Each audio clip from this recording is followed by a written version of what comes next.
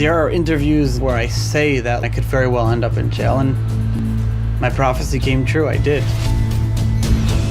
I am a pioneer on the forefront of this thing, one of the first 10 people who even knew what Bitcoin was.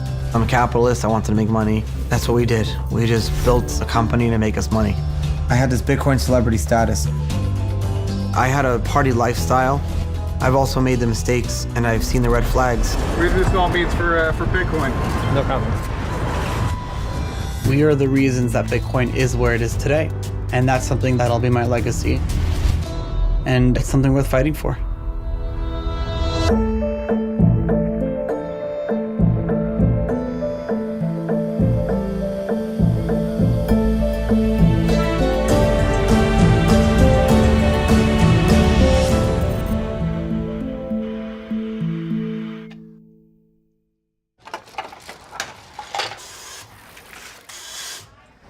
My name is Charlie Shrem. I was an early founder and pioneer in the Bitcoin space.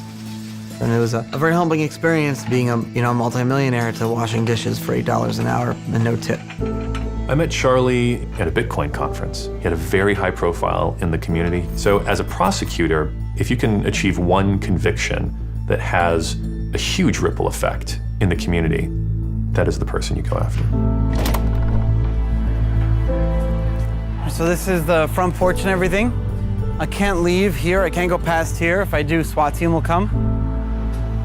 Let's go back inside. Charlie Shrem, he was one of the first entrepreneurs in Bitcoin. He built a real business when a lot of other people were trying to figure out what can you do with this stuff. And he got in over his head.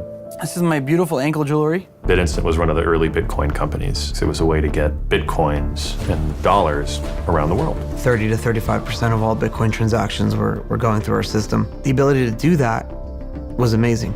The tech industry is full of people that want to move fast and break shit. And you can't do that in fintech. Charlie Shrem, 24 years old, arrested today and charged. I allowed and enabled a customer of BitInstant to buy Bitcoin when I knew he was going and reselling these Bitcoins on Silk Road. Silk Road was that infamous black market drug website, often referred to as essentially the eBay for drugs.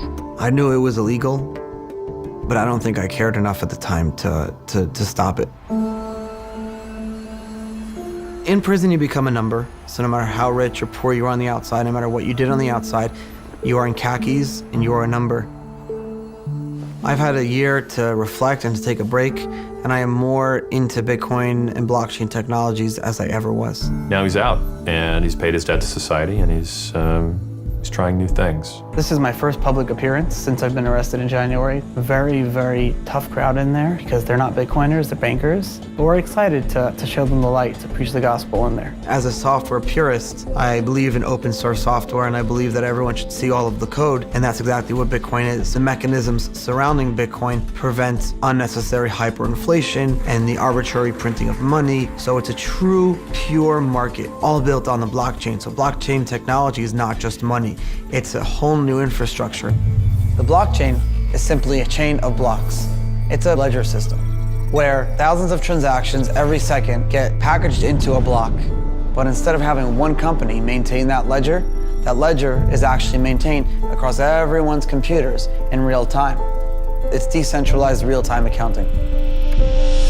Bitcoin gives people economic freedom, and that's why it's a super amazing thing. It has no center of gravity, it has no headquarters, you can't shut it down. The only way you could is to shut off the internet. The story that Charlie Shrem is a part of is the decentralization of finance. Charlie was one of the first people to help that along in the most basic of ways, helping people get money from point A to point B without an intermediary. Right now I'm in New York, and what I'm going to be doing is sitting on a panel with Marco Santori. It's a crazy time in the blockchain space. 2016, 2017 will be known as some of the formidable years in the Bitcoin and blockchain space.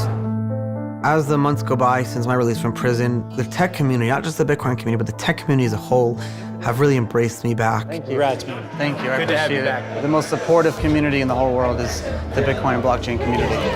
I have a much bigger appreciation for the small things. We'll be doing something and I'll remember like how I couldn't do it before and I'll be like, you know, like this is freedom. And like we'll always take a toast to freedom. Bitcoin is back with a vengeance, baby. If you look back at the early days of Bitcoin and you look at the people who made a lot of money or that made a name for themselves, those are people who were a little bit crazy. And you had to have a little bit of vision. And I think crazy people who have vision that end up being right aren't called crazy people who have vision that ended up being right. They're called visionaries.